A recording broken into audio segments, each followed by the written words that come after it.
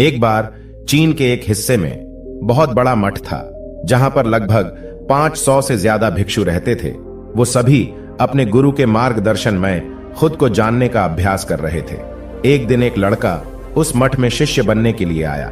उसने गुरु से कहा, है गुरुवर, मैं खुद को जानना चाहता हूं। मैं सच की तलाश कर रहा हूं। मैं पता लगाना चाहता हूं कि सच क्या है।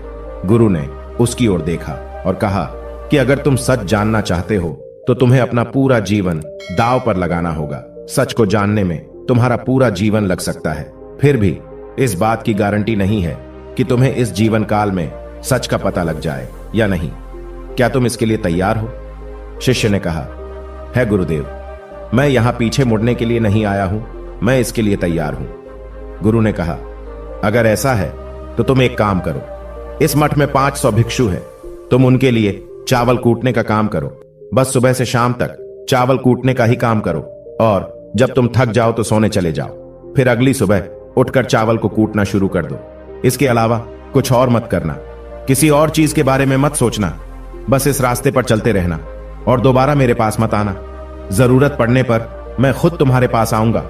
उस लड़के ने गुरु के आदेश का पालन करते हुए चावल कूटना शुरू कर दिया। उस मठ में 500 शिष्य थे।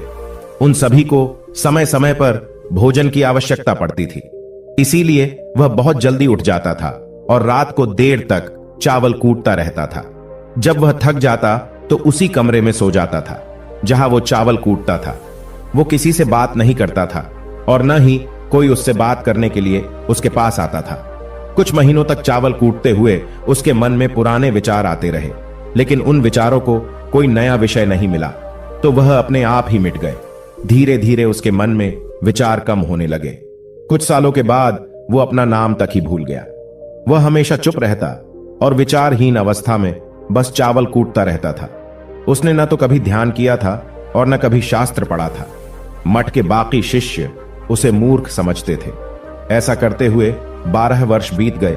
फिर एक दिन गुरु ने घोषणा की, अब मेरा आखिरी समय आ रहा है और मुझे अपना उत्तराधिकारी चुनना है जो मेरे बाद मठ का मुखिया होगा।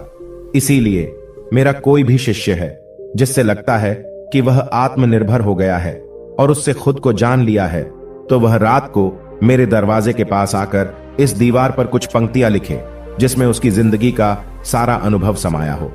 कई शिष्यों ने ऐसा करने के बारे में सोचा, पर मठ के प्रमुख शिष्यों में से एक शिष्य ने वहां जाकर कुछ पंक्तियां लिखी। उसे बौद्ध धर्म और ग्रंथों का बहुत ज्ञान था। सभी शिष्यों को लगता था कि वो इस मठ का उत्तराधिकारी बन सकता है। उसने लिखा था कि मन एक दर्पण की तरह है जिस पर विचारों और इच्छाओं की धूल जमा हो जाती है। इस धूल को हटाने के लिए ही ध्यान है। जिसकी धूल हट जाती है और मन का दर्पण साफ हो जाता है, वो मोक्ष को प्राप्त कर लेता है। अगली सुबह जब गुरु उठे और उन्होंने इन पंक्तियों को देखा और उन्होंने कहा कि किस बेवकूफ ने यह सब कचरा मेरी दीवार पर लिखा है। वो शिष्य जिसने यह लिखा था वो चुप रहा। हालांकि उसने जो पंक्तियां लिखी थी वो ज्ञान से भरी थी, लेकिन यह सब किताबी ज्ञान था। वो शिष्य बहुत चालाक था।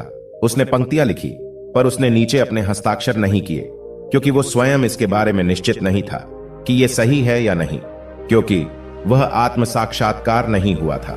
गुरु ने पंक्तियों को पूरी तरह से खारिज कर दिया। यह देखकर सभी हैरान रह गए। यह घटना पूरे मठ में चर्चा का विषय बन गई। इस विषय पर बात करते हुए 2 शिष्य उस शिष्य के पास से गुजरे जो 12 साल पहले यहां आया था और दिन रात चावल कूटता रहता था। दोनों की चर्चा सुनकर वह धीरे से हंस पड़ा। दोनों शिष्य ने उसे पूछा कि तुम क्यों हंस रहे हो? दोनों शिष्य की नजर में यह चावल कूटने वाला तुच्छ भिक्षु ही था। किसी ने उसे न तो कभी ध्यान करते हुए देखा था, न ही कभी शास्त्र पढ़ते हुए। हर कोई उसे मूर्ख समझता था जो बस चावल को ही जानता था। उस मठ में बहुत बड़े बड़े विद्वान थे, लेकिन उस चावल कूटने वाले को किसी से कोई मतलब नहीं था।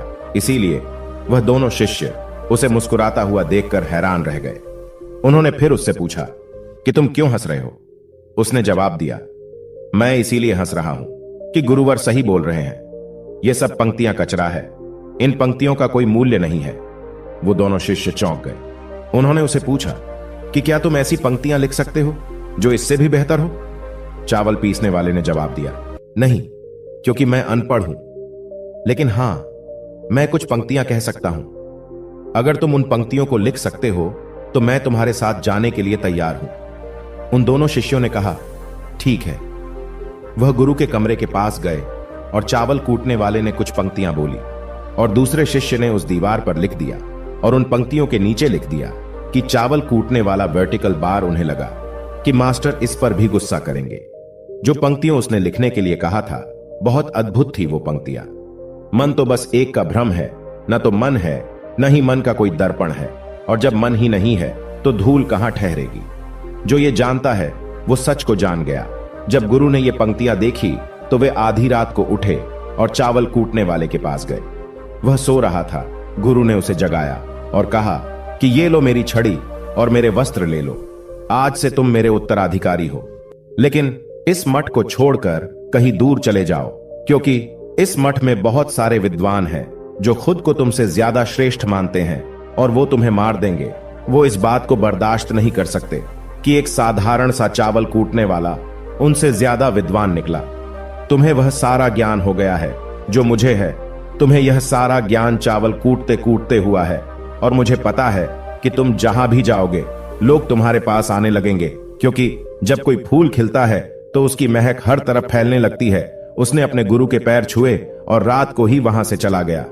दोस्तों, अगर हम अपनी जिंदगी में देखें तो पाएंगे कि बहुत से लोग सोचते हैं कि ध्यान केवल एक ही जगह बैठकर आंखें बंद करके ही किया जा सकता है, लेकिन हकीकत में ऐसा नहीं है। ध्यान तो चलते चलते भी किया जा सकता है। अपना कुछ काम करते हुए भी ध्यान किया जा सकता है।